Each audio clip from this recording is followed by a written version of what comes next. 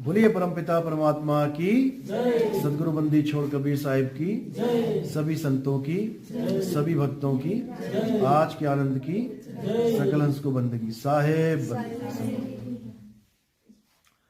तो आज सिक्किम में परमपिता परमात्मा के मूल ज्ञान का प्रचार होने जा रहा है। बहुत बड़े भाग होते हैं उन जीवों के जो अपने पूरे जीवन काल में एक बार भी इस मूल ज्ञान को सुन पाते हैं, और उससे भी बड़े भाग होते हैं उन जीवों के जो इसको थोड़ा सा भी समझ पाते हैं। क्योंकि सुनना आसान है, आए बैठे 1 घंटा 2 घंटा सुन के चले गए, लेकिन इसको समझना बहुत मुश्किल है। मुश्किल इसलिए है क्योंकि आज तक जो भी ज्ञान आपको समझाया गया, आज तक जो भी कुछ आपको बताया गया, वो आपके मन के अंदर इतना घर करके बैठ चुका है, आपके दिमाग में इतना छा चुका है कि आपको उसके अलावा बाकी सब झूठ दिखाई देता है। लेकिन जब मूल ज्ञान प्रकट होता है तो धीरे धीरे धीरे ये अंधकार अपने आप छटना शुरू हो जाता है, और जो भी आज तक आपको ज्ञान मिला है उससे आगे का ज्ञान आपको समझ में आने लग जाता है। जैसे आप अपने बच्चों को स्कूल में भेजते हैं, पहली दूसरी 5वीं 10वीं 12वीं करने के बाद जब वो कॉलेज जाते हैं तो उनको अपने आप कॉलेज का ज्ञान समझ में आने लग जाता है। लेकिन आप कहो कि 5वीं के बच्चे को कॉलेज का ज्ञान मिल जाए, समझ में आ जाए, 10वीं के बच्चे को कॉलेज का ज्ञान समझ में आ जाए, तो नहीं आता। इसलिए ठीक है, जो पहले भी आपके जीवन में गुरु आए हैं, जो भी आपको ज्ञान मिला है, वो एक बेस बनता है, एक जरिया बनता है आगे का ज्ञान समझने के लिए। तो आज उसी मूल ज्ञान का प्रचार होगा। तो अच्छे से समझना है कि मूल ज्ञान किसे कहते हैं। कबीर साहब समझा रहे हैं कि इस दुनिया में 2 प्रकार का ज्ञान है। एक ज्ञान है पवित्र ज्ञान और एक है मूल ज्ञान। पवित्र ज्ञान क्या होता है? जिससे हम एक पवित्र आत्मा कहलाते हैं, जिसको प्राप्त करके हम एक पवित्र जीव कहलाते हैं। जैसे कोई नशा करता है, कोई मीट अंडा मांस खाता है, व्यभिचार करता है, गलत संगत में पड़ गया है, तो उस आदमी को कोई भी एक पवित्र आत्मा नहीं कहता, उसको दुष्ट आत्मा कहते हैं। ये दुष्ट है मालिक का ही बच्चा, है परमात्मा का ही जीव, लेकिन उसको दुष्ट आत्मा, दुष्ट जीव कहते हैं। अब पवित्र ज्ञान का क्या रोल है कि उस दुष्ट जीव को कैसे पवित्र जीव बनाना है। तो कैसे बनेगा वो? जब वो धीरे धीरे धीरे कोई भी कहानी ज्ञान, जैसे रामायण है, रामायण की कहानी सुनी, महाभारत की कहानी सुनी, या अन्य मुसलमानों में कई कहानियां हैं, मूसा अलैहिस्सलाम की, ईसा अलैहिस्सलाम की, ईसाइयों में है, या यहूदियों में कई कहानियां, उनको सुन के वो प्रभावित होकर अगर पवित्र ज्ञान को धारण कर लेता है, जैसे मंदिर जाना, मस्जिद जाना, गुरुद्वारे जाना, चर्च जाना, वहां पर सत्संग को सुनना, पूजा पाठ करना, हवन यज्ञ करना, मंत्र जपना, कोई प्रेयर करना, कोई नमाज पढ़ना, कुछ भी किसी भी प्रकार का धार्मिक अगर कर्म कर्तव्य करने लग जाए तो उसको पवित्र ज्ञान कहते हैं। पवित्र ज्ञान और मूल ज्ञान में जमीन आसमान का अंतर होता है। पवित्र ज्ञान में आप 52 अक्षरों के द्वारा ही सारी पूजा करते हो। चाहे आप हिंदू हो तो 52 अक्षरों के द्वारा आप आरतियां गाओगे, नाम जपोगे, यज्ञ करोगे, मंत्र जपोगे। अगर आप मुसलमान हो, उन्हीं 52 अक्षरों के द्वारा कुरान पढ़ोगे, नमाज पढ़ोगे, कलमा पढ़ोगे। अगर आप ईसाई हो या सिख हो तो उन्हीं 52 अक्षरों के द्वारा गुरु ग्रंथ साहब पढ़ोगे, वाहेगुरु वाहेगुरु का नाम जपोगे, या बाइबल पढ़ोगे, प्रेयर करोगे। तो कहने का मतलब कि चारों ही धर्म और भी लगा लो, महात्मा बुद्ध में आ जाओ तो वहां पर भी मंत्र दिए जाते हैं, और भी हैं। मतलब जितना भी है वो पवित्र ज्ञान में आपको 52 अक्षरों से ही जोड़ा जाएगा। हिंदू मुस्लिम सिख ईसाई का भेद नहीं होगा, वहां 52 अक्षर ही चलेंगे। बस फर्क क्या है कि 52 अक्षरों को जपने का तरीका, पढ़ने का तरीका, जोड़ जोड़ के अक्षर बनाने का तरीका अलग हो जाएगा, और कुछ नहीं। और है 52 के 52। लेकिन जो मूल ज्ञान होता है वो अक्षर 52 से परे का होता है। मूल ज्ञान में जो नाम होता है वो 52 से परे का होता है। मूल ज्ञान में जो शब्द होता है वो 52 अक्षरों से परे का होता है। इसीलिए कबीर साहब ने उसको नी अक्षर, नी शब्द, निज नाम बोला है। बाकी में आपको किसी और का नाम जपवाया जाता है, मूल ज्ञान में आपको आपका नाम बताया जाता है। दोनों में बहुत फर्क है। 52 अक्षरों में सारी दुनिया के नाम आते हैं, लेकिन जो आपका नाम है, आपका असली नाम, वो 52 अक्षरों में नहीं आता। 52 अक्षर आप बोलते हो, 52 अक्षर आपको नहीं बोल सकते। समझ लो, आत्मा से ही 52 अक्षरों का उत्पन्न होता है, 52 अक्षर, और आत्मा के द्वारा ही इनका नाश हो जाता है। यानी आत्मा है तो तुम्हारे मुंह से आवाज निकलेगी और आवाज निकल के उन अक्षरों का नाश भी हो जाएगा। 52 अक्षर मिलकर भी एक आत्मा का उच्चारण नहीं कर सकते। इसलिए कबीर साहब ने बोला कि 52 अक्षर जीव आधारा, आदि अक्षर जीव्या से न्यारा, वाही को सत सिमरण कहिए, सिमर सिमर नर उतरो पारा। कबीर साहब ने कहा कि परमात्मा के पास जाने का रास्ता तो एक ही है, सिमरन। लेकिन गलती से हम सिमरन को जाप समझ, हम राम राम जपने लग जाते हैं, वाहिगुरु वाहिगुरु, गॉड गॉड, अल्लाह अल्लाह जपने लग जाते हैं। हम कबीर कबीर, सतनाम सतनाम जपने लग जाते हैं, बहुत से नाम जपने लग जाते हैं, और यही हमारे जीवन में सबसे बड़ा बंधन बन जाता है। नाम नहीं जपने हैं, नाम छोड़ने हैं, और पाना क्या है? उस वस्तु को पाना है जिसके नाम हम जप रहे हैं।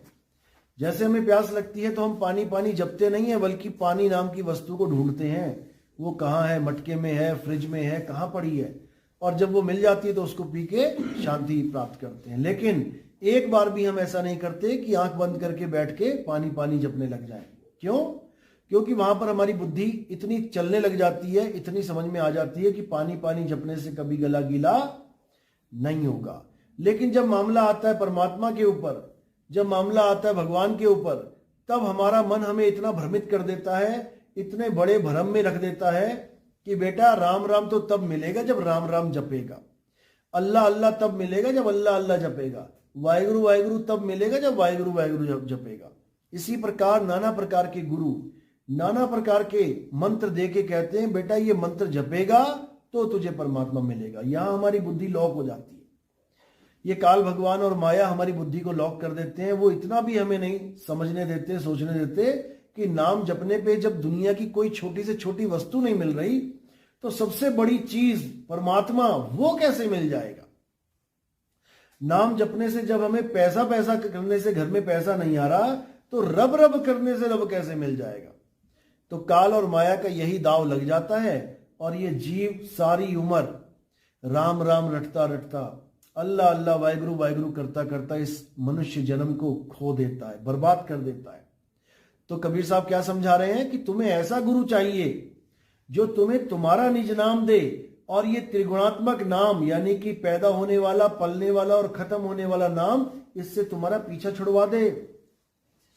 ये त्रिगुणी भक्ति, जितनी भी संसार की भक्ति है, मूर्ति पूजा, मंदिर जाना, जितना भी तुम्हें कुछ आंखों से दिखाई दे रहा है, ये सब त्रिगुणी भक्ति है।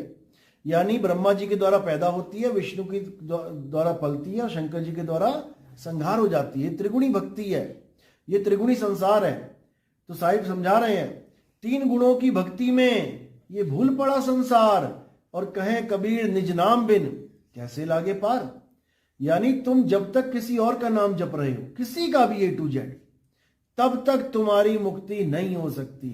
मुक्ति कब होगी? जब ये सारे नाम त्याग दो और अपना निज नाम जानो कि तुम्हारा क्या नाम है। तब समझना कि परमात्मा मिलेगा, तुम्हें तुम्हारा असली स्वरूप मिलेगा। तो हमारा निज नाम क्या है, परमात्मा का नाम क्या है, इसको समझने के लिए सतगुरु के सत्संग में आना पड़ता है। तो साहिब समझा रहे हैं कि सतगुरु क्या करेगा?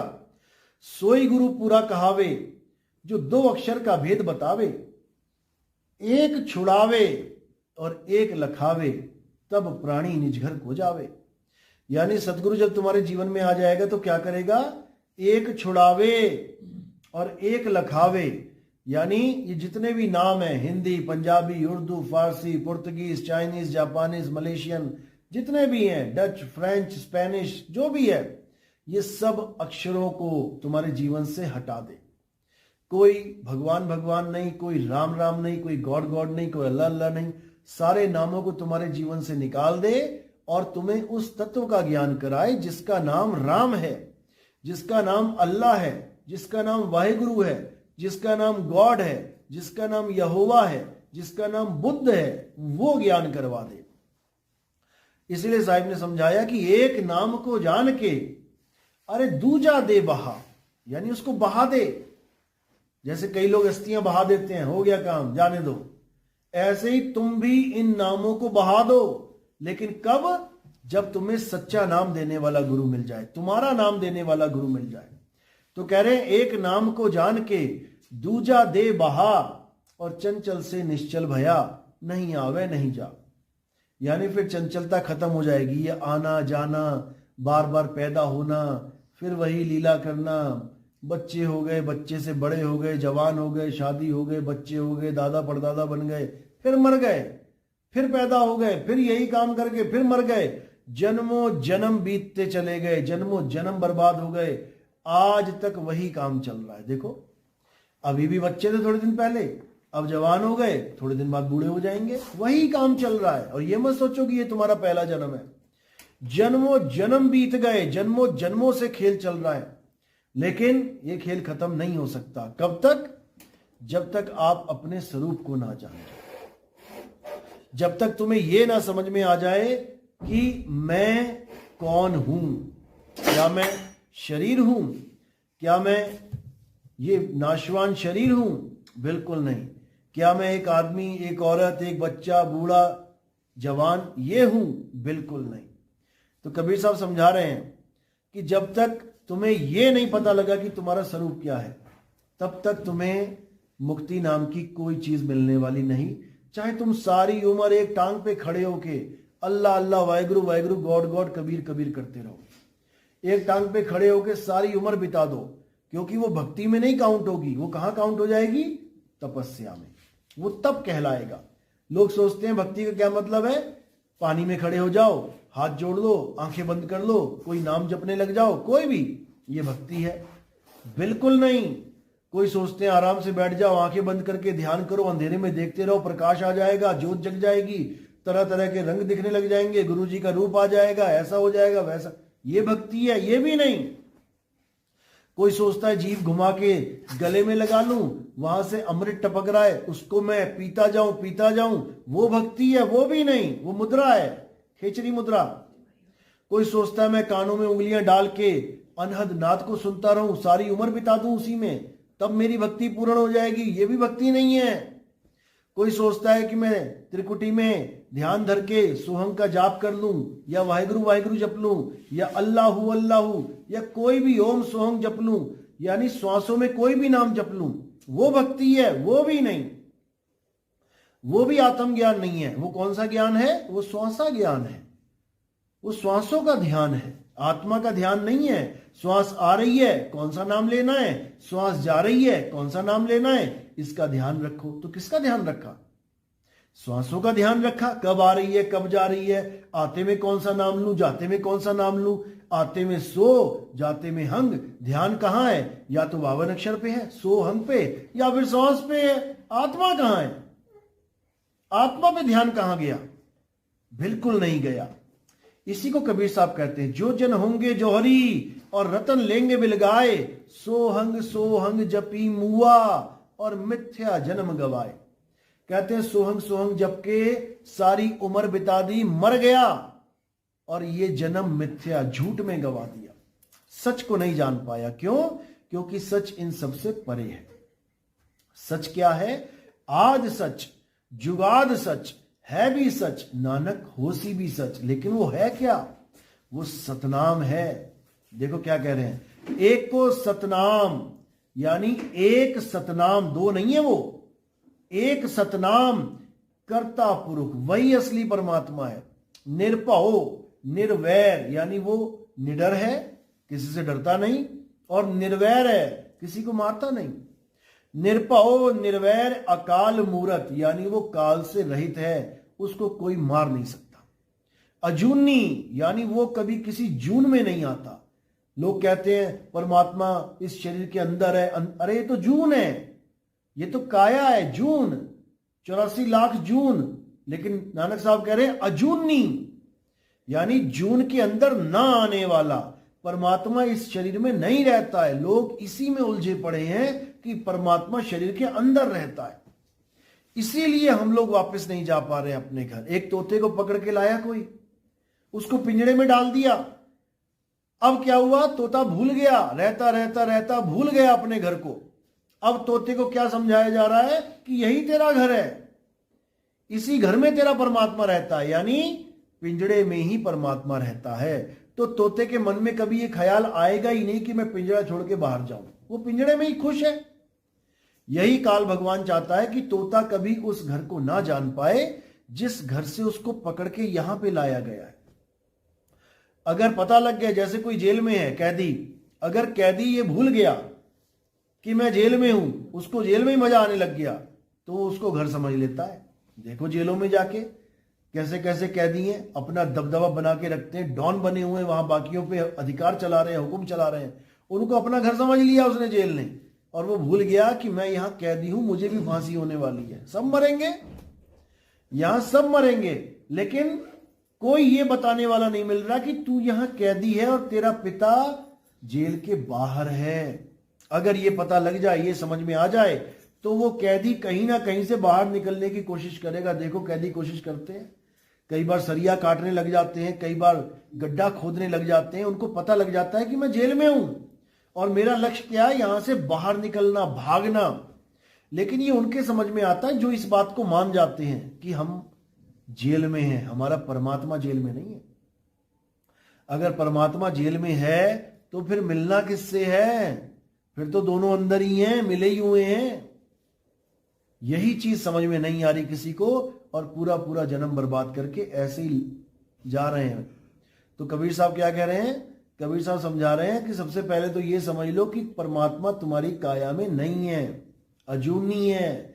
अजूनी सैभंग गुर प्रसाद, जब गुरु की दया होती है तब जो प्रसाद मिलता है, प्रसाद वो नहीं कि मीठे चने दे दिए, दाने दे दिए खाने के लिए।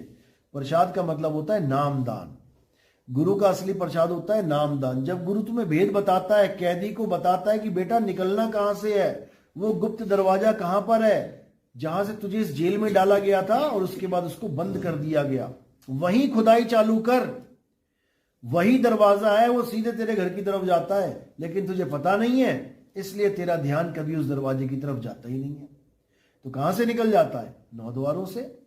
तो नानक साहब समझा रहे हैं, 9 द्वार नहोदर फीके, रस अमृत 10वें चुईजे। कि अगर तू अमृत को पाना चाहता है, अमृत यानी कोई पानी नहीं पड़ा वहां पे अमृत वाला कि वो टपकेगा गले में आके, ऐसा कुछ नहीं है। ये सब माया का खेल है, ये सब माया का भ्रम है कि तुम्हारे गले में अमृत टपक रहा है। अरे भाई, गले में अमृत टपक रहा होता तो ये काया अमर हो गई होती, क्योंकि अमृत का गुण ही यही है कि जो उसको पी लेगा वो अमर हो जाएगा। तो बड़े बड़े योगी जो सोचते रहे कि मैं गले में जीभ लगा के अमृत पी रहा हूं, अमृत पी रहा हूं, डुप्लीकेट अमृत है, तभी तो मर गया। ये काया मर गई तो इसका मतलब डुप्लीकेट पी रहा था वो। ये मन का, माया का बहुत तगड़ा भ्रम है। तो कबीर साहब यही समझा रहे हैं कि उस 10वें द्वार को खोजो और वहां से निकलने का असली तरीका जानो। योगी, जो प्राण योगी होते हैं, वो क्या करते हैं, वो 10वें द्वार को तोड़ के भागने की कोशिश करते हैं। इससे कल्याण नहीं हो सकता।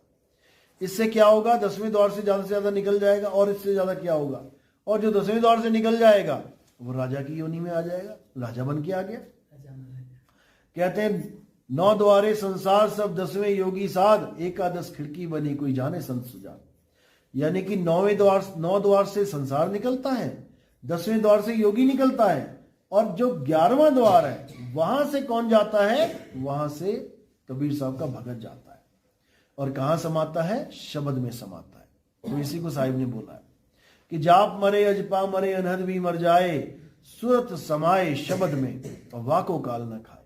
यानी 10वें द्वार से निकलना मुक्ति नहीं है, 11वें द्वार में समाना मुक्ति है। और वो 11वां द्वार क्या है, वो हमारा असली स्वरूप है, हमारा शब्द स्वरूप है, उसी को मुक्ति द्वार कहते हैं। साहिब समझा रहे हैं, शब्द बिना सुरत आंधरी, अरे कहो कहां को जाए, द्वार ना पावे शब्द का, फिर भटका खाए। यानी काया के द्वार तो जान लिए, 9 द्वार भी पता लग गया, 10वां भी पता लग जाएगा किसी से, बड़ी बात नहीं है। कोई योगी मिल गया, प्राण योगी बता देगा तुम्हें 10वां द्वार कहां होता है। लेकिन द्वार ना पावे शब्द का, काया का द्वार तो बता दिया उसने, 10 के 10 बता देगा, लेकिन जो शब्द का द्वार है वो योगी नहीं बता सकता। वो केवल और केवल परमात्मा ही बताते हैं, बंदी छोड़ बताते हैं। समझाते हैं कि कैसे तुमने निकलना है और कहाँ समाना है। रहना नहीं देश बेगाना है। इस संसार में जितने भी नाना प्रकार के धर्म चल रहे हैं, जितने भी पंथ चल रहे हैं, उनका यही मानना है कि ये दुनिया परमात्मा ने बनाई है, भगवान ने बनाई है। यही सबसे बड़ा जाल है। जब तक हम ये मान के बैठे हैं कि परमात्मा ने ये दुनिया बनाई है, समझ लो हमने किसी और को ही परमात्मा मान लिया। अगर परमात्मा ने ये दुनिया बनाई है तो हम जाना कहाँ चाहते हैं इस दुनिया को छोड़ के। हर संत लगा हुआ है दुनिया से निकलना है, दुनिया को छोड़ना है। मुसलमान कह रहा है जन्नत में जाना है, ईसाई कह रहे हैं हेवन में जाना है, हिंदू कह रहा है स्वर्ग में जाना है। फिर क्यों जाना है? फिर तो परमात्मा ने दुनिया बनाई है, यहीं रहो, सुख में दुख में रहो, जैसे मर्जी रहो, खाओ पियो, अपना मजे से रहो। लेकिन नहीं, जाना भी सबने है, आना भी कोई नहीं चाहता, और परमात्मा दुनिया भी बना के बैठा हुआ है। तो यही भरम है भाई, ये दुनिया परमात्मा ने नहीं बनाई है। ये दुनिया बनाने वाला कौन है? वो त्रिलोकी नाथ, 3 लोकों का नाथ, अलख निरंजन है। इसी को काल भगवान कहते हैं। ये काल निरंजन ही इस पूरी कहानी का सबसे बड़ा विलेन है, लेकिन ये दिखाई नहीं देता है। सबसे बड़ी दिक्कत ये है। कई फिल्में देखी होंगी आपने जिसमें विलेन का पता ही नहीं होता है, बस उसका ऑर्डर आता है फोन पे, ये करना है, ये करना है, ये करना है, और सारे कांड हो जाते हैं। आखिरी समय तक नहीं पता लगता विलेन है कौन। लेकिन बाद में जब सस्पेंस खत्म होता है तब पता लगता हो तेरे की ये है वो। तो ऐसी फिल्म समझ लो यहां चल रही है। वो अलख निरंजन सबको फोन कर करके ऑर्डर दे रहा है और सारे काम कर रहे हैं, लेकिन किसी को पता ही नहीं कि ऑर्डर दे कौन रहा है। जैसे आप लोग सुबह से लेके शाम तक किसका ऑर्डर पालन कर रहे हो? उसी अलख निरंजन का। कैसे? जैसे तुम सो रहे हो और तुम्हें किसी ने कहा उठो, पापा ने कहा, मम्मी ने कहा उठ जाओ भाई, आप पापा मम्मी की बात नहीं सुनोगे, याद रखना। किसकी बात सुनोगे? अलख निरंजन की। जब तुम्हारा मन कहेगा उठ तब उठोगे, और अगर मन कह रहा है अरे बोलने दे, तू सो ले आराम से, तो तुम सो जाओगे। यानी तुमने किसका ऑर्डर फॉलो कर लिया? मन का। अब जैसे ही मन कहेगा चल उठ जा, बहुत देर हो गई, चलो जी उठ जाते हैं, उसी वक्त उठ गए। बाथरूम में गए नहाने, साबुन भी कौन सा लगा रहे हो? जो तुम्हारा मन पसंद है। 50 तरह के साबुन दुकान में थे, लेकिन तुमने कौन सा उठाया वहां से? कौन सा मांगा? जो तुम्हारे मन को पसंद है। तुमने वो मांगा जो तुम्हारा मन पसंद है। अगर उसके बदले वो दुकानदार कुछ और देने लग जाए ना कि ये वाला ले लो जी, अरे नहीं चाहिए भाई। क्यों? ये मेरी पसंद नहीं है, मेरे मन को ये पसंद नहीं है। साबुन से लेके, परफ्यूम से लेके, टूथपेस्ट से लेके, तेल से लेके, कपड़े पहनने से लेके, जो भी तुम कर रहे हो पूरा दिन, ये किसके फोन पे बात चल रही है? मन के साथ बात चल रही है। वो तुम्हें फोन पे बताता रहता है क्या करना है, क्या करना है। देखो बैठा बैठा एकदम सोचने लगा, मेरा मन कर रहा है मैं गंगटोक घूम के आऊं। क्यों गए वहां पे? मन कर रहा था। यानी मन ने फोन किया, हाँ ठीक है चला जाऊंगा, चले गए। 24 घंटे इसी मन की गुलामी सब कर रहे हैं, और इस मन को कोई जान ही नहीं पा रहा है कि ये है कौन। यहां तक कि ब्रह्मा विष्णु महेश जी भी इसी मन के गुलाम हैं।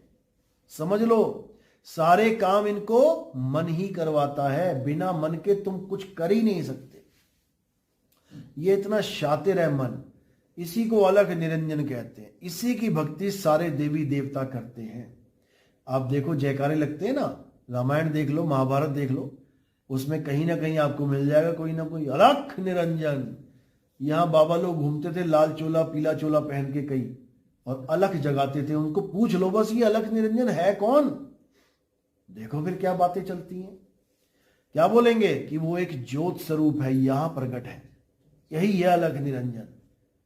यही कबीर साहब समझा रहे हैं। अरे ज्योत स्वरूपी अलख निरंजन तुम्हें राखे भरमाई हो, ए हंसा तू अमर लोक का, पड़ा काल वश आई हो। यानी काल ने तुझे अपने वश में कर लिया है और तुझे कैद में डाल दिया है। अब कैद कौन सी है? अरे 5, 25, 3 का पिंजड़ा, वाह में तुमको राखे हो और तुमको बिसर गई सुध घर की, ये महिमा अपनी भाखे हो। यानी हमें अपने परमात्मा की सुध बिसर गई, परमात्मा की महिमा हम गा नहीं पा रहे हैं और ये अपनी महिमा गवा रहा है, ये अलख निरंजन करवा रहा है हमसे, या फिर और नीचे की भक्ति में ब्रह्मा विष्णु महेश जी की पूजा करवा रहा है, और नीचे चले जाओ देवी देवताओं की पूजा करवा रहा है, और नीचे चले जाओ भूत प्रेतों की पितरों की पूजा करवा रहा है। ये कौन करवा रहा है? ये तुम्हारा मन करवा रहा है। मंदिर में घंटियां मन बजवा रहा है, आरतियां मन गवा रहा है, सारे काम मन करवा रहा है और तुम्हें इसका कोई ख्याल ही नहीं है। इसलिए कबीर साहब ने कहा मन के हारे हार है और मन के जीते जीत। यानी तुम्हारी जो असली जंग है वो किसके साथ है? तुम्हारे ही मन के साथ है। तुम्हारा ही मन कली काल है। समझ लो, रावण का नाम सुना ना, कृष्ण कंस का नाम सुना है, कृष्ण जी ने मारा जिसको, रावण का नाम भी सुना है, राम जी ने मारा है। लेकिन कली काल कौन है? कली काल ये सबसे बड़ा राक्षस है। ये चारों युगों में सबसे बड़ा राक्षस है। रावण और कंस तो इसके पैरों की धूल भी नहीं है, ये इतना बड़ा राक्षस है। और ये सबसे बड़ी बात है कि ये रहता कहां है? रावण तो वहां रहता था श्रीलंका में, कंस रहता था मथुरा में। समझ में आता है कि हाँ, श्रीलंका और मथुरा टारगेट कर लो, पहुंच गए वहां पे। अब कली काल कहां रहता है? ये कौन से शहर में रहता है? ये कौन से देश में रहता है? इसको कोई जान ही नहीं सकता, इसको कोई पकड़ नहीं सकता, इसको कोई मार नहीं सकता। क्योंकि ये कली काल कहां रहता है? ये हमारे तुम्हारे शरीर में रहता है। इसी को अलख निरंजन कहते हैं। ब्रह्मा विष्णु महेश इसी की पूजा करते हैं। यहां ध्यान लगा के बैठे हैं, इतना ध्यान लगाया कि आंख बन गई यहां पे। भोले शंकर के त्रिनेत्र देखोगे, तीसरा नेत्र किसके दर्शन कर रहे हैं भोलेनाथ? तीसरे नेत्र से उस परम ज्योत के दर्शन कर रहे हैं। वो ज्योत ही निरंजन है, वही काल भगवान है। सारे देवी देवता भी उसकी पूजा कर रहे हैं, सारे गुरु भी उसकी पूजा कर रहे हैं। कोई किसी तरीके से कर रहा है, कोई किसी तरीके से कर रहा है, लेकिन कर उसी की रहे हैं।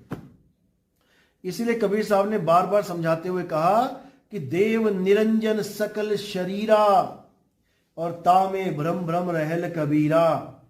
देव निरंजन कौन है? मन स्वरूप है, और ये मन ही तन स्वरूप है। जैसे एक सिक्के के दो पहलू होते हैं, हेड या टेल, लेकिन सिक्का तो एक है, पहलू दो हैं, सिक्का एक ही है।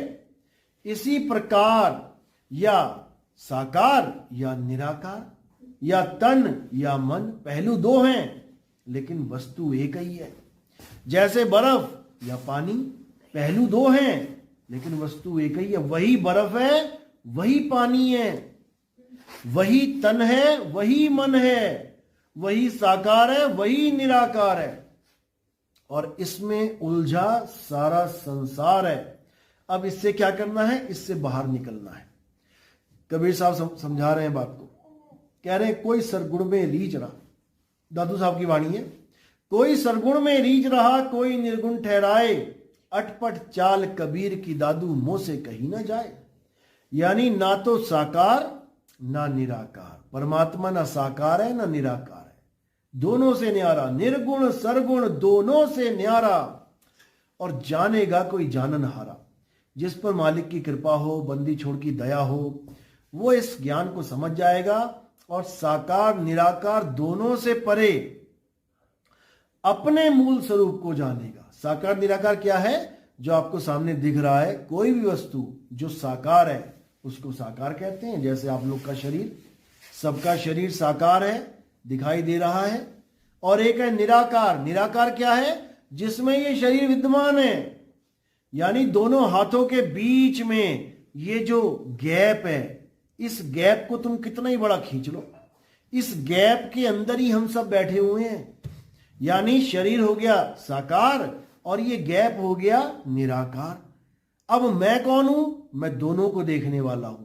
मैं साकार को भी देख रहा हूं, मैं निराकार को भी देख रहा हूं, लेकिन खुद को नहीं देख रहा, खुद को नहीं जान रहा हूं और देखने दिखाने में लगा हूं। तो कबीर साहब कह रहे हैं जो दिखे सो माया, संतो जो दिखे सो माया। हमें कोई भी चीज दिखाई देती है, कुछ भी दिखता है, चाहे खुली आंखों से चाहे बंद आंखों से, वो माया ही है। माया से परे कौन है? माया से परे आत्मा है। और आत्मा क्या है? आत्मा हम स्वयं हैं। तो आत्मा दूसरों को देखने में लगी हुई है और करना क्या है? अब देखना दिखाना छोड़ के अपने आप में समाना है। तो कह रहे ना कहीं आना और ना कहीं जाना, आपे में आप समाना।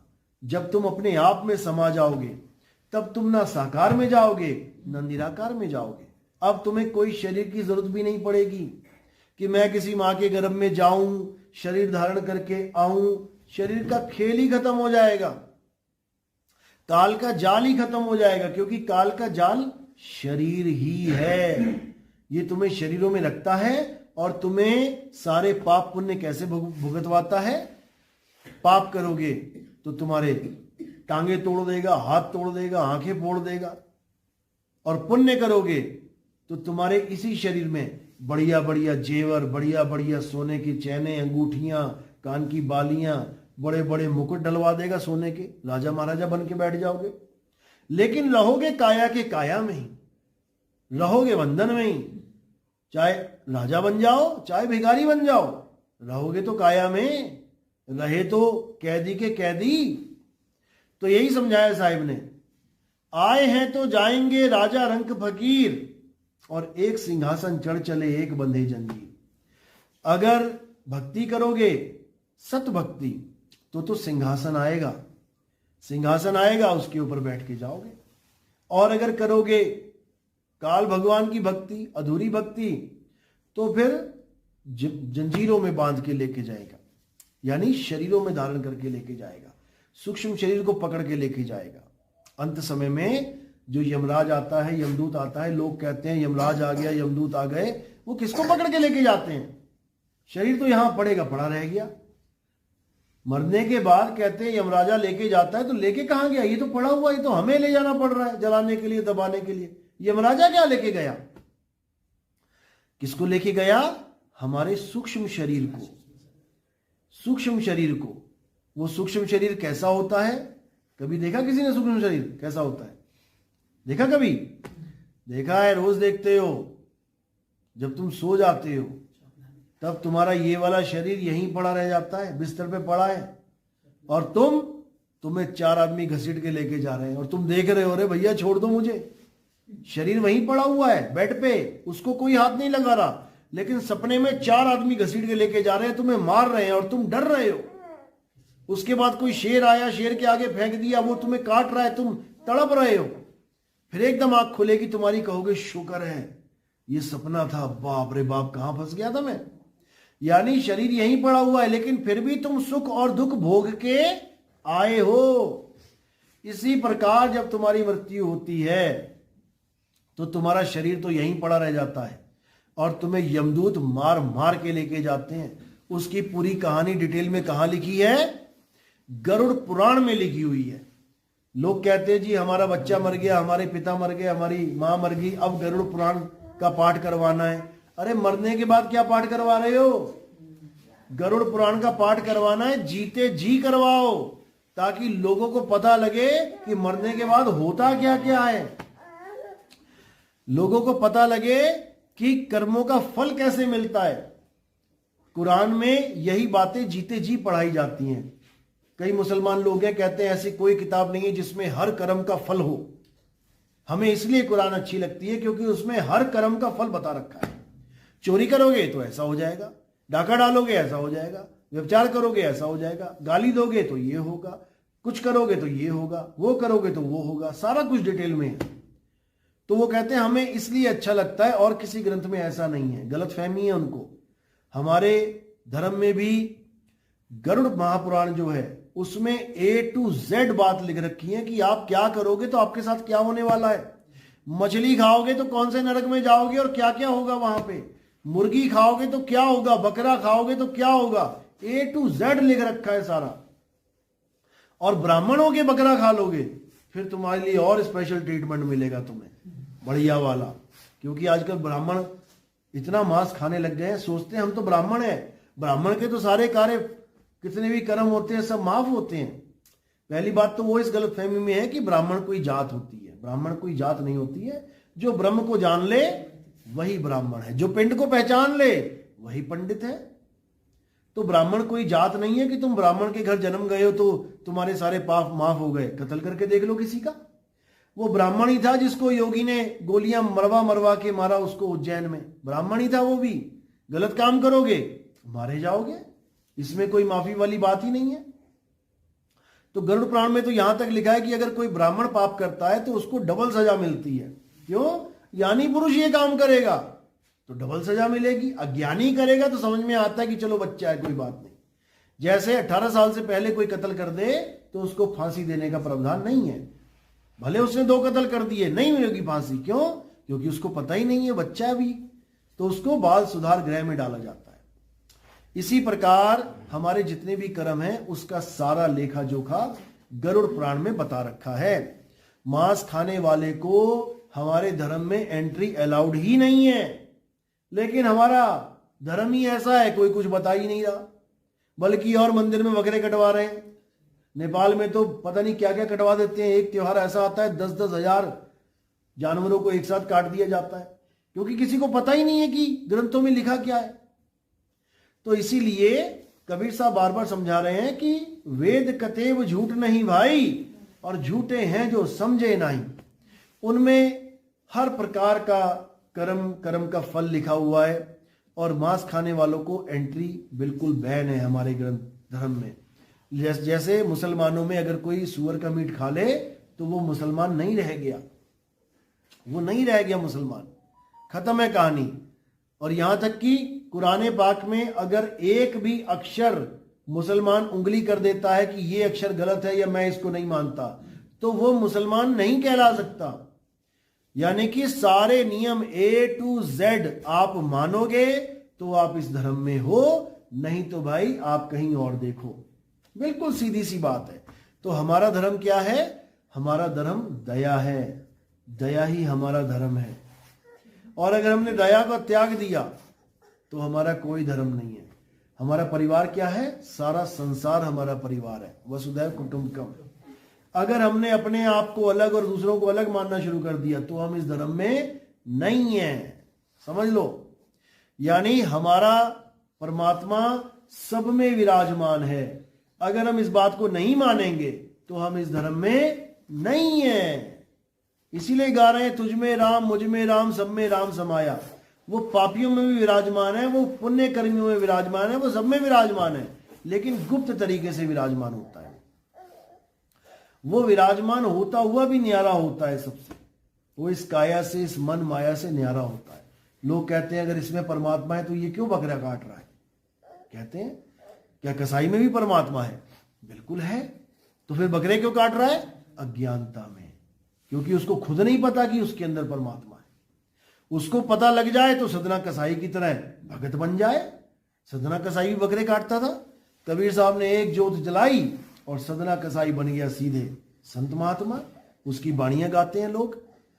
तो इसी प्रकार गणिका वैश्या थी।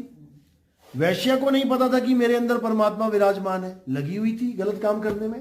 कबीर साहब ने ऐसी जोत जगाई कि वैश्या ही बन गई मीराबाई, समझ लो। वो ऐसी भगत बन गई कि लोग वाहवाही करने लग गए। यानी सब में परमात्मा विराजमान है, लेकिन हमें खुद नहीं पता कि हमारे अंदर मालिक बैठा हुआ है। और हम इसी कारण, इसी अज्ञानता के कारण हम अपने मन को मालिक समझ बैठते हैं। जो मन कहता है करते चले जाते हैं, करते चले जाते हैं, करते चले जाते हैं, उसके बाद भोगते चले जाते हैं, भोगते चले जाते हैं। और इस कर्म के खेल से कभी बाहर कोई नहीं निकल सकता। या राम जी ना निकल पाए, वो भी कृष्ण आके, कृष्ण बन के पैर में तीर खा के गए, तब कर्म हो खत्म हुआ उनका।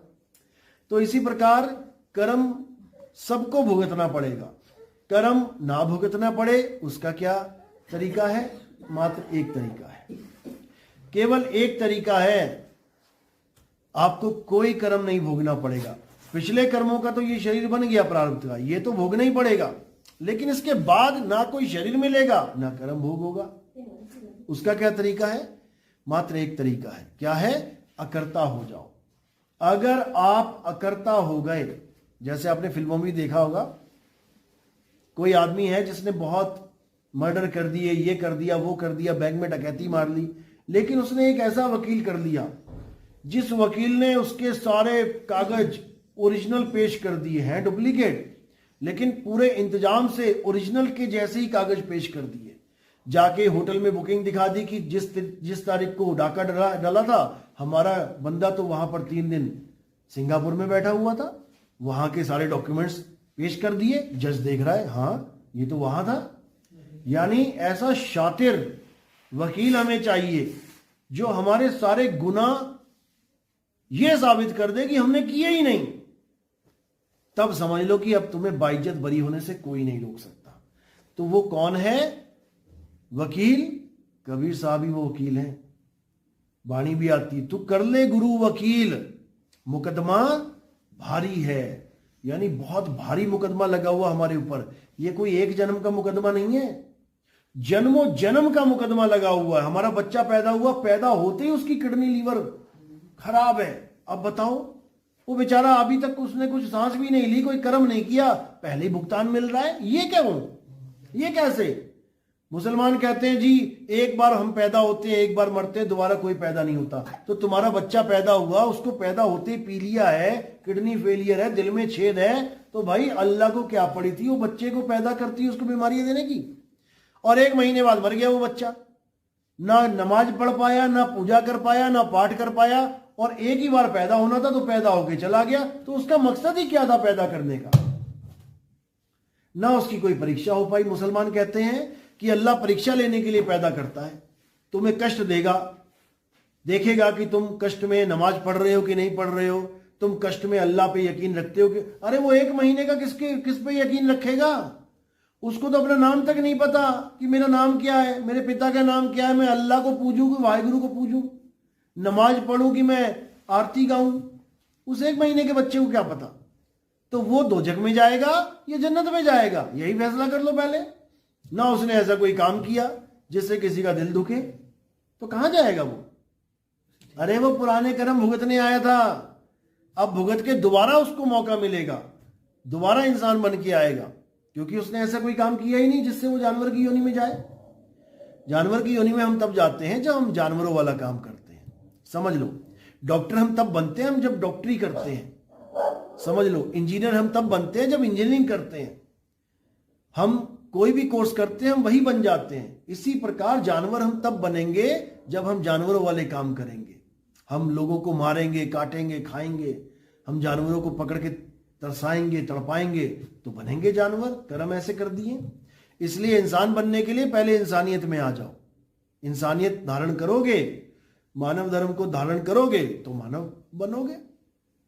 लेकिन मानव बनना इतना आसान नहीं है कि सोचो कि मैं केवल मानवता के सहारे मानव बन जाऊंगा। बिल्कुल नहीं। मानवता के साथ आपको भक्ति भी करनी पड़ेगी मानव बनने के लिए।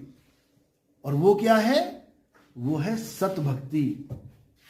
सत भक्ति का जो बीज पड़ गया आपके जीवन में, तो वो कभी आपको बैक गियर नहीं लगाने देगा। जैसे आपने बीज बो दिया, अब वो बीज आगे से आगे बढ़ता ही जाएगा, अंकुरित होता ही जाएगा। एक बार उसमें से अंकुर फूट गया, अब वो वापस नहीं जाएगा अंदर बीज के। अब क्या होगा? वो आगे से आगे बढ़ता जाएगा और पूरा पेड़ बन जाएगा। इसी को साहिब ने कहा कि भक्ति बीज पलटे नहीं और जुग जाए अनंत, धनी निर्धन हो सके पर रहे संत का संत। यानी अगर इंसानियत को धारण करके, यानी सारे धर्मों से ऊपर सबसे ज्यादा इंसानियत को मानना है। अगर कोई मुसलमान प्यासा है, बेहोश होकर गिर गया, तो ये नहीं सोचना कि ये तो दाढ़ी वाला टोपी पहन के मुसलमान है, इसको पानी ना पिलाऊं। बिल्कुल नहीं। वो इंसानियत है ही नहीं। अगर आपने ये सोच लिया तो इंसान को इंसान समझना है। बाद में देखेंगे वो हिंदू है कि मुसलमान की, सिख का, ईसाई है। एक्सीडेंट हो गया, रोड एक्सीडेंट, हिंदुओं का ट्रक पलट गया, मुसलमानों का ट्रक पलट गया, बसें पलट गई। कभी ये सोच के मदद नहीं करना कि देखो पहले ये हिंदू है कि मुसलमान। चाहे तुम्हें लगता हो कि घोर मुसलमान हमारे विरोधी हैं, फिर भी अगर जरूरत है तो सबको तुमने मदद करनी है। ये इंसानियत है। अगर इस पे भी नहीं टिक पाए तो भक्ति तो क्या करोगे तुम? तो पहले इंसानियत पे टिक जाना है, उसके बाद सत भक्ति को धारण करना है। गलत भक्ति में नहीं रहना है, अधूरी भक्ति में नहीं रहना है, नहीं तो 84 की भी टिकट कट जाती है साथ साथ। तो साहिब कह रहे हैं सत भक्ति को धारण करो। सत भक्ति यानी अपने आत्म स्वरूप को जानो। क्यों? क्योंकि आत्मा ही सत्य है। हे अर्जुन, इस दुनिया में दो प्रकार के तत्व हैं, एक असत्य, एक सत्य। जो लोग सत्य को नहीं धारण कर पाते, जो सत्य को नहीं समझ पाते, वो किसको पकड़ेंगे? असत्य को। मेरी दो उंगलियां हैं, या ये पकड़ लो या ये पकड़ लो, ये सत्य है, ये सत्य है। अगर ये वाली उंगली तुम नहीं पकड़ पाए तो कौन सी पकड़ोगे? ये पकड़ोगे, क्योंकि तीसरी कोई ऑप्शन है ही नहीं। तो इस दुनिया में दो प्रकार के तत्व हैं, एक सत्य, एक असत्य। अगर तुम सत्य को धारण नहीं कर पाए, सत्य को नहीं समझ पाए, तो ऑटोमेटिकली तुम असत्य को ही पकड़ लोगे। तो असत्य में क्या आता है? हर प्रकार की पूजा पाठ, हवन, यज्ञ, जाप, मंत्र, तंत्र, जितना भी ताम झाम तुम्हें दिख रहा है इस दुनिया में, जितना भी पूजा पाठ दिख रहा है, जितने भी नाना प्रकार के धर्म, नाना प्रकार के संप्रदाय, कोई कबीर पंथी बैठा है आरती चौका लगा के, सब असत्य है, झूठ है। ये कोई पंडित बैठा है हवन यज्ञ सजा के, ये सब झूठ है। कोई सिख बैठा हुआ है पूरा मजमा लगा के, सब झूठ है। कोई ईसाई बैठा हुआ है पूरा चर्च बना के, सब झूठ है। क्या है? सत्य, सत्य केवल आत्मा है। इसी को कृष्ण जी ने समझाया, हे अर्जुन, इस दुनिया में जो सत्य है वो केवल एक है, और वो सबके लिए एक है। वो क्या है? आत्मा ही सत्य है। आत्मा को ना तो कोई शस्त्र काट सकता है, ना आत्मा को अग्नि जला सकती है, ना आत्मा को वायु सुखा सकती है, ना जल भिगो सकता है। यानी सत्य का कोई कुछ बिगाड़ नहीं सकता। और तुम मंदिर मस्जिद गुरुद्वारे में अभी चलो, अभी आग लगा दो, लगेगी, क्योंकि असत्य है। अभी तोड़ो, हथौड़े मार मार के टूटेगा, क्योंकि असत्य है। अभी सुनामी आ जाए, सब तहस नहस हो जाएगा, क्योंकि असत्य है। लेकिन आत्मा कभी कभी कभी नहीं मरती, आत्मा का कभी नाश नहीं होता, क्योंकि एकमात्र आत्मा ही सत्य है। अब इसको अलग अलग भाषा में अलग अलग नाम दे दिया गया है। मुसलमानों ने इसको बोल दिया है रूह, जो कभी फना नहीं होती। और जो फना नहीं होती वो कौन है? अरे वही तो सत्य है।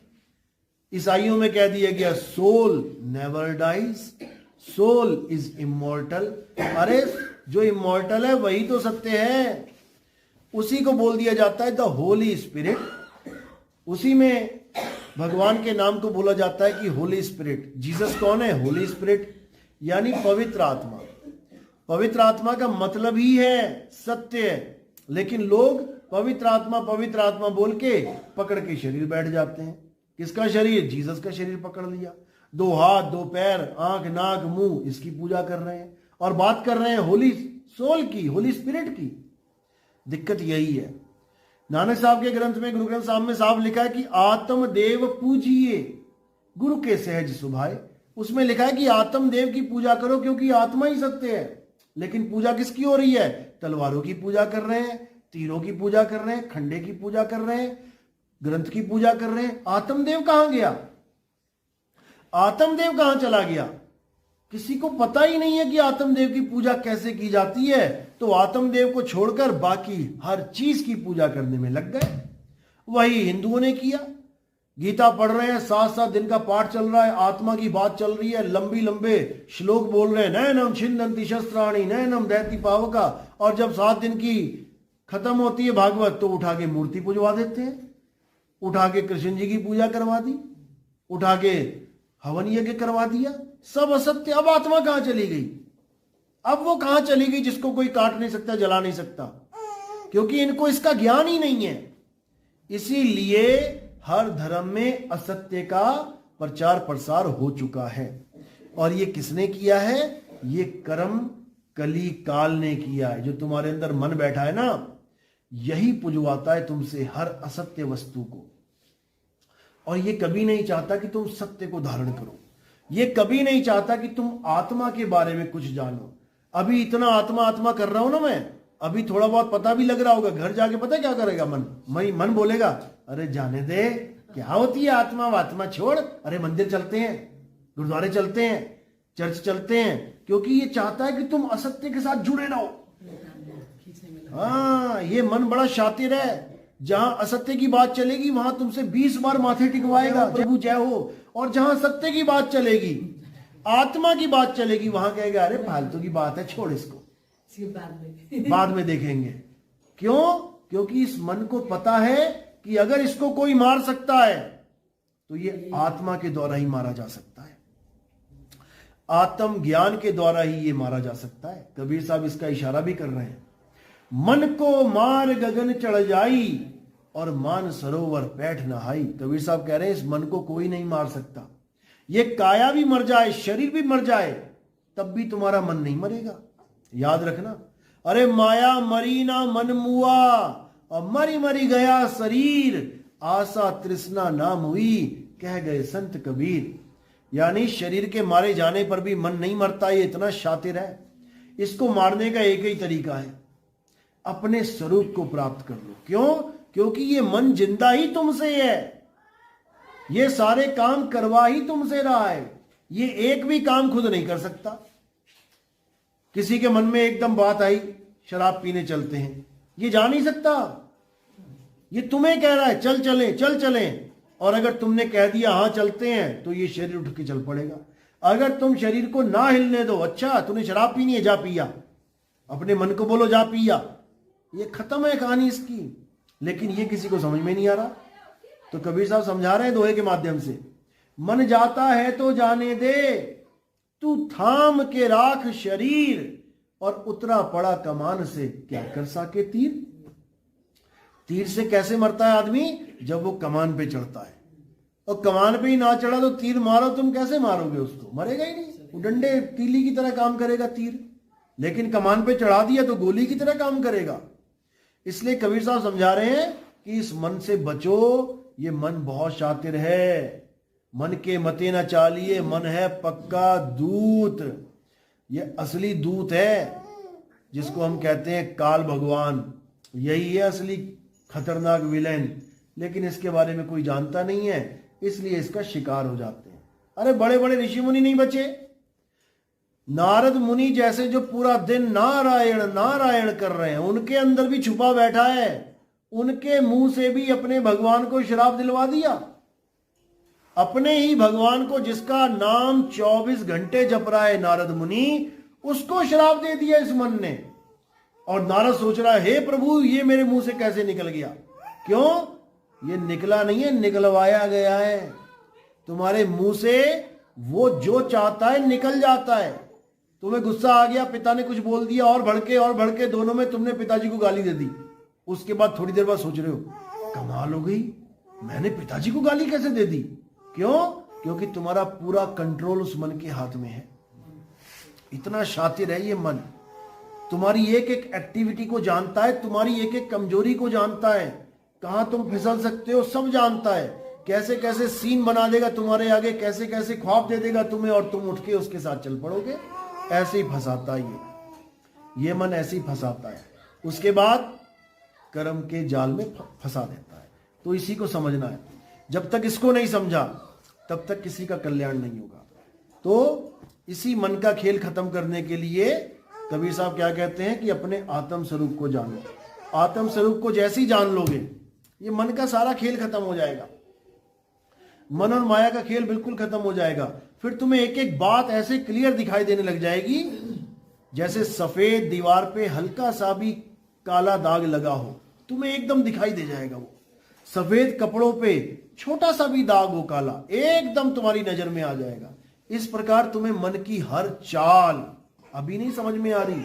अभी तो तुम्हें यह भी नहीं समझ में आता जो मैं करने जा रहा हूं वो सही है या गलत। करने के बाद समझ में आता अरे मैंने क्या कर डाला। लेकिन उसके बाद तुम्हारे अंदर जो भी विचार आएगा उसी वक्त तुम छलनी चलाने लग जाओगे। जैसे छलनी होती है ना, तो उसमें छन जाती है, अच्छी अच्छी चीज नीचे आ गई और जितना भी खराब खराब माल है ऊपर रह जाता है, उसको फेंक देते हैं। जैसे सूप होता है, तो कह रहे सतगुरु ऐसा चाहिए जैसा सूप सुहाए, और सार सार तो गई रहे और थोथा दे उड़ाए। यानी उसी वक्त तुम निबेड़ा कर लेते हो कि ये गलत है या सही है, और जैसे ही लगता है गलत है उसी वक्त लगाम खींचते हो। ये तुम्हारा अपना गुण है जिसको विवेक कहते हैं, ये जाग जाता है। एक बार विवेक जाग गया तो तुम असत्य और सत्य का निर्णय उसी वक्त करने लग जाओगे, फिर तुम कोई गलत काम नहीं कर सकते। इतना कॉन्फिडेंट हो जाता है बंदा कि अब ये मुझे नहीं ठग सकता। लेकिन फिर भी हमने गुरु की शरण में रह के अपना अभ्यास करते रहना है, क्योंकि ये बहुत शातिर है, ये धोखा भी दे सकता है। कब? जब तुम गुरु से विहीन हो जाते हो, जब तुम गुरु से अलग हो जाते हो, तब ये अकेला समझ के दबोच लेता है। जैसे शेर का बच्चा लकड़बग्घों का मुकाबला नहीं कर सकता है, वो शेर का ही बच्चा, लेकिन लकड़बग्घों का मुकाबला नहीं कर सकता। क्यों? अभी विवेक थोड़ा कम है, अभी जागृति कम है। लेकिन गुरु के सानिध्य में रहते रहते रहते रहते जब पूर्ण विवेकी हो जाते हो, फिर जब पूरे शेर बन जाते हो, फिर वो तुम्हारा कुछ नहीं बिगाड़ सकता। तो इसीलिए साहिब समझा रहे हैं, गुरु को सिर पे राखिए और चलिए आज्ञा माही, और कहे कबीर दास को ये 3 लोक भय नाही। इसके बाद काल भगवान का भय खत्म हो जाता है और तुम गुरु रूप हो जाते हो। गुरु को कीजिए दंडवत, कोटि कोटि प्रणाम, और कीट न जाने भृंग को गुरु कर ले आप समान। फिर उसके बाद इस काल का जाल खत्म हो जाता है, सारा जाल टूट जाता है और जीव सदा सदा के लिए मुक्त हो जाता है। बोलिए सदगुरु बंदी छोड़ कबीर साहिब की सदा ही जय हो, परमपिता परमात्मा की सदा ही जय हो, साहिब बंदगी सदा। किसी का कोई सवाल हो तो पूछ सकता है, कोई शंका है, कुछ सवाल है तो पूछ सकता है, क्योंकि शंका खत्म होगी तभी भक्ति शुरू होगी। और भक्ति ऐसी चीज है जो जल्दी मिलती नहीं है किस्मत वालों को। कहते हैं लाखन में कोई समझ ना पई है, अरे कोटि मध्य जानेंगे, और कहे कबीर सुनो भाई साधो हमें बिरले हंस पहचानेंगे। कहते हैं भक्ति ऐसी चीज है कि लाखों लोगों के आगे अगर सत्संग कर दिया जाए, उनको पता ही लगेगा बोल क्या रहा है। करोड़ आदमी के आगे अगर बात की जाए तो उसमें से कोई 20, 25, 50, 100 बंदा निकलेगा। ये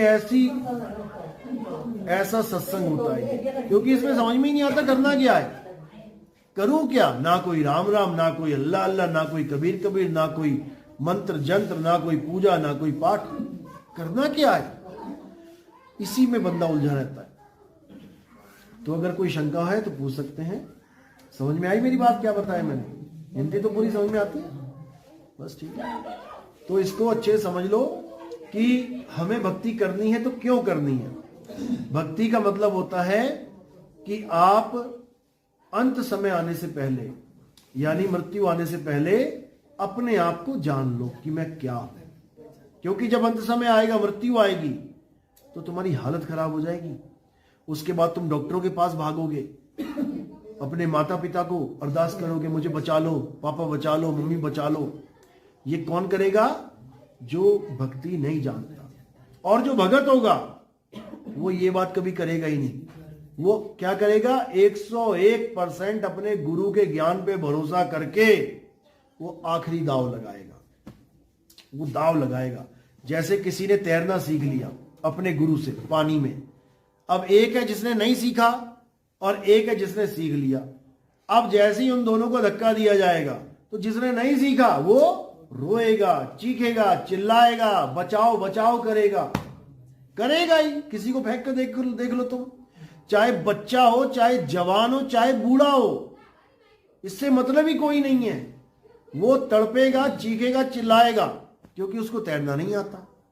जब जाएगा नाक में पानी, जाएगा मुंह में पानी, खुद चीखेगा, चिल्लाएगा। और एक है जिसने तैरना सीख लिया, वो किसी से कुछ नहीं कहेगा। ना वो गुरु को आवाज देगा गुरुजी बचाओ, ना वो किसी और को आवाज देगा मां बचाओ, पापा बचाओ। वो क्या करेगा? वो केवल दाव लगाएगा। कौन सा दाव? जो उसके गुरु ने दिया है। उसके गुरु ने बताया कि ऐसे तैरना है, उसी दाव को लगा देगा वहां पे, और क्या होगा? तैरने लग जाएगा। गुरु भी नहीं खड़ा है साथ में, लेकिन ज्ञान खड़ा है साथ में। तो ज्ञान ही गुरु है। तो इसी ज्ञान के माध्यम से हम अंत समय में अपने मृत्यु पे विजय प्राप्त करते हैं। यानी दुनिया मर जाएगी, लेकिन जो नाम दीक्षा ले लेता है वो कभी मरता ही नहीं है। सारी दुनिया मर जाएगी, सब मर जाएंगे, लेकिन जिसको नाम दीक्षा मिल गई वो नहीं मर सकता। क्यों? क्योंकि वो अपने आप को जान जाता है कि मैं आत्मा हूं, और जब आत्मा ही हूं तो मरेगा कौन? आत्मा तो अमर है, मरेगा कौन? तो इसी को साहिब समझा रहे हैं, हम ना मरिब संसारा, हमको मिला जियावन हारा। और कैसे मिला? जब गुरु ने हमें दाव बता दिया। मंत्र देने वाला गुरु नहीं धारण करना है, दाव लगाने वाला गुरु धारण करना है। साहिब समझा रहे हैं, गुरु गुरु में भेद है, गुरु गुरु में भाव, सोई गुरु नित वंदिए, जो शब्द बतावे दाव। दाव लगाना है तुमने। जब काल भगवान आएगा, तुम्हारे साथ उसका युद्ध होगा, तब तुम क्या करोगे? दाव लगाना है। कौन सा दाव लगाना है? जैसे सांप को पकड़ने वाले दाव लगाते हैं। सांप को एक हाथ से उसका ध्यान भटकाएंगे, वो इधर देखेगा, और दूसरा हाथ पीछे से ले जाके उसको दबोच लेंगे। कहां से? गर्दन से। ये नहीं कि बीच में दबोच लिया, बीच में दबोच लिया तो सांप डंक मार देगा। कहां से दबोचेंगे? एकदम गर्दन से। अब वो बेचारा ना इधर ना इधर, कहीं मुंडी नहीं हिला सकता अपनी। तो ये है दाव। अब ये हो गया सांप पकड़ने का दाव। अब काल भगवान से जीतने का दाव क्या है? कबीर साहब समझा रहे हैं कि काल के सिर पे पांव दे और सतगुरु के उपदेश, साहिब वहां पकड़ के ले चले अपने देश। कि काल से जीतना है तो असली दाव लगाओ, यानी काल के सिर पे पैर रखना सीखो। जैसे तैरने के लिए गुरु से तैराकी सीखी, तो काल भगवान से जीतने के लिए गुरु से ये दाव सीखो, जो तुम्हें उस काल के जाल से बचा लेगा। काल धराशायी हो जाएगा, काल जमीन पे गिर पड़ेगा और तुम उसके सिर के ऊपर खड़े हो जाओगे जाकर। तो ये दाव जब लगेगा तो तुम्हें खुद समझ में आ जाएगा कि आखिर गुरु चीज क्या है, शब्द चीज क्या है। शब्द ही गुरु है। देही को गुरु नहीं मानना है कि मैंने इस गुरु को धारण कर लिया, अब मैं सारी उम्र इस गुरु को नहीं छोड़ूंगा।